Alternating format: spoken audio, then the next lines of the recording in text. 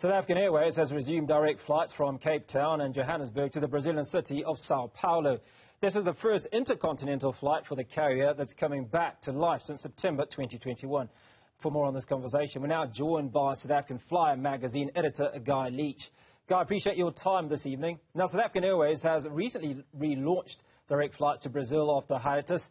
What are the potential benefits and impacts of this intercontinental route for both South Africa and Brazil?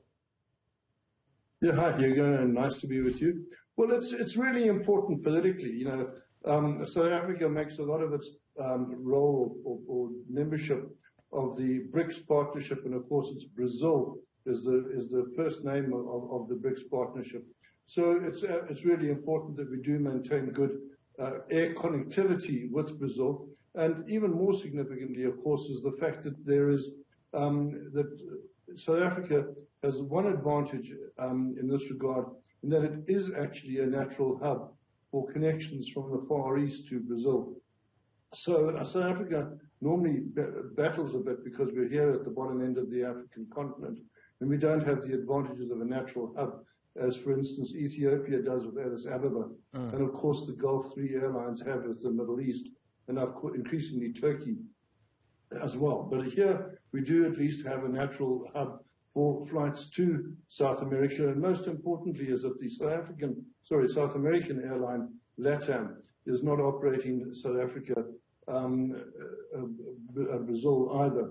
So we have effectively the market to ourselves. From those points of view, it all makes a lot of sense. So you reckon that it will be a lucrative corridor, if you will, for South African Airways? And is it clientele they're looking at primarily leisure, or is it a combination of leisure and business? I suspect it's mostly focused around business, and this gives it a fundamental problem. I started off with the pluses. There is a big weakness in the whole mix, and that is that SAA is only operating 2 flights a week from Johannesburg and 2 flights a week from Cape Town. Now, in conventional airline wisdom, that is not enough. These days, people expect to be able to book a flight at least once a day to any key destination. So only having 2 flights a week from Cape Town and 2 flights from Joburg is not sufficient. People would then be more tempted to possibly fly via West Africa or via Luanda to get to South America, because SAA is just not putting on enough flights. But at the same time, SAA can't afford to put on any more flights. So it's a bit stuck in a quandary there. It doesn't have the aircraft, it doesn't have the fleet to put on any more flights. And until it is able to acquire new aircraft, which will be a major undertaking, we're going to be stuck with this rather miserable 2 flights from Cape Town, 2 flights from Joburg. One might argue that the Joburg flights are a bit more business-oriented and the Cape Town flights are more tourism-oriented. But either way, you know, I think that at least it's a wise decision, and that the airline should have the routes to itself. Now, despite SAA's problems, it's voted, I think only recently, amongst the top 10 airlines on the continent. Is this a case of there being limited airlines on the continent, or has its reputation sort of withstood the test of time? Well, let me just point out 2 things about that. The first is that it's the Skytrax Awards, and they're notoriously fickle or unreliable or increasingly disparaged. And the second is, boy, you know, to be rated in the top 10 in the world would be something, but to be rated in the top 10 in Africa is absolutely meaningless, because, you know, well, 20 years ago, SAA was by far and away the leading airline in Africa. Now, of course, we're playing second fiddle to Ethiopian in a big way, Kenyan Airways as well, and a number of the North African airlines. So it's no big deal that we're still in the 10. If we were indeed still number 1, well, hey, that would be something.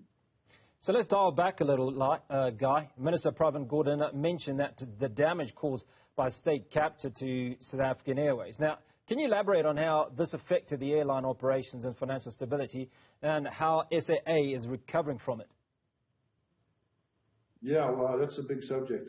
Well, okay, up until 2009, when Dudu Myeni was elected to the board of SAA, the airline was struggling, but it was kind of sustainable, because it was losing roughly a billion rand a year Now, it might sound a lot, but it was turning over 26 billion rand a year. It wasn't entirely a bad thing, considering that the airline was fulfilling at least a semi-useful development function or role in that developing talent or people flying to destinations which might otherwise not have been flown to, such as Johannesburg to Beijing. That route itself was losing R1 million for each flight, but it was considered important for political reasons.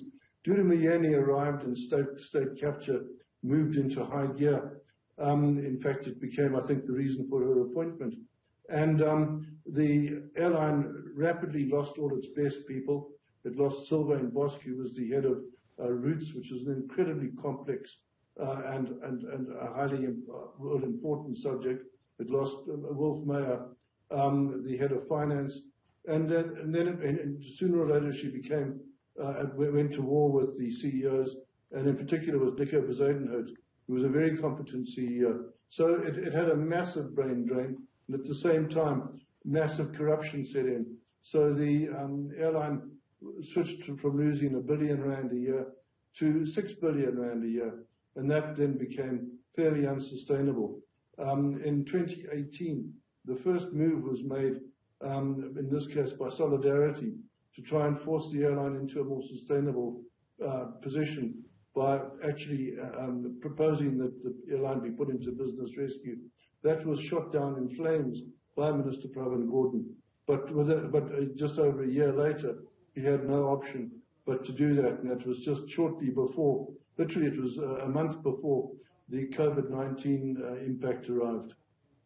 Now, finally and very, very quickly, if you will, Guy, just what work does SAA need to do to regain its position from the past? Obviously, its reputation now following what's happened in the last few months, but obviously it is bouncing back. Just what are the communications that SAA needs to put out there in order to regain its past glory? Yeah. You say, let's be quick here, but SAA, in my view, will never return to what it was unless the state and the taxpayer thus are prepared to throw perhaps 100 million rand at it. These days, a new airliner costs at least 5 to 6 billion rand, and we're going to have to fund that. And that's the airline desperately needs new aircraft. As I said, it's why it's operating the Brazil route so thinly. It's got nowhere else to expand other than perhaps Perth, which hasn't already had all the routes been eaten already by the other carriers. So internationally, it's unlikely to start operating back to New York or Europe, London in any hurry, perhaps not for the next 5 years.